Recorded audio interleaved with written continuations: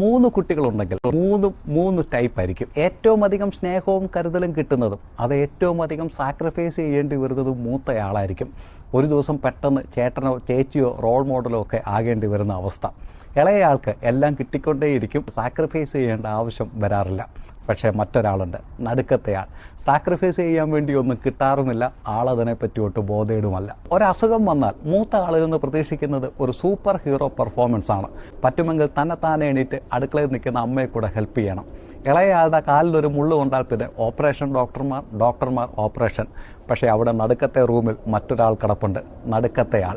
വേണയിൽ എണീറ്റോണം, വന്നു വല്ലതും കഴിച്ചോണം, പോയി കിടന്നോണം, നോബഡി കേസ്. വെളിയിൽ പോയി എന്തെങ്കിലും പ്രശ്നമുണ്ടാക്കിയിട്ട് വന്നാൽ അത് വീട്ടിൽ പറയാൻ മൂത്ത ആൾക്ക് വല്ലാത്തൊരു കുറ്റബോധമായിരിക്കും. അച്ഛനും അമ്മയ്ക്കും എന്നിലുള്ള പ്രതീക്ഷ, അവർ വിഷമിക്കില്ലേ? ഇളയയാൾ ഒഴിഞ്ഞു മാറാറാണ് പതിവ്, ഞാനല്ലല്ലോ പറയേണ്ടത്. പക്ഷെ നടുക്കത്തെയാൾ മേലും കീഴും നോക്കാതെ നേരെ ചെന്ന് ഉള്ള കാര്യം പറഞ്ഞിട്ട് കിട്ടാനുള്ളത് മേടിച്ച് റൂമിൽ പോയിരിക്കും. ലോകം അംഗീകരിക്കാൻ മറന്നുപോയ ആ നടുവിന് ഈ വീഡിയോ സമർപ്പിക്കുന്നു.